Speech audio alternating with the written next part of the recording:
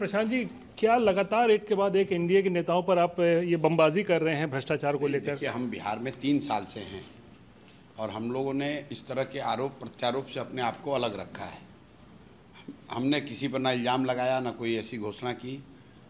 लेकिन जब हम लोग समाज में नीचे चल रहे हैं और जो लोगों से रोज़ सुन रहे हैं, तो ये ऐसी स्थिति हो गई है कि बिहार में सामान्य लोगों का मानना है कि बिहार की भ्रष्टतम सरकार अभी चल रही है। और नीतीश कुमार तो चोर हैं नहीं व्यक्तिगत तौर पे, ये मैं कैमरे पे कहता हूँ। तो आखिर ये चोरी कर कौन रहा है?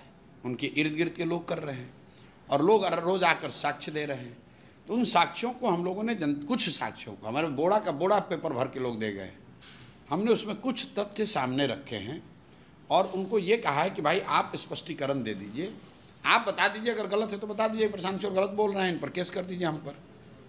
आप मंत्री हैं, अपने पीए के नाम पर आपने ज़मीन खरीदी 2019 में, फिर 2 बरस के बाद उसी ज़मीन को बिना पैसा दिए अपने बेटी के नाम पर ट्रांसफ़र करा लिया।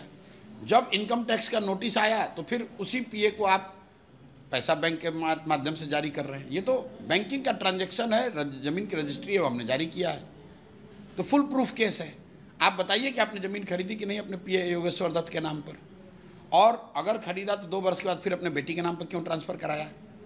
अगर कराया तो पैसा का भुगतान कैसे हुआ है? भाई ये तो प्रमाण सामने है।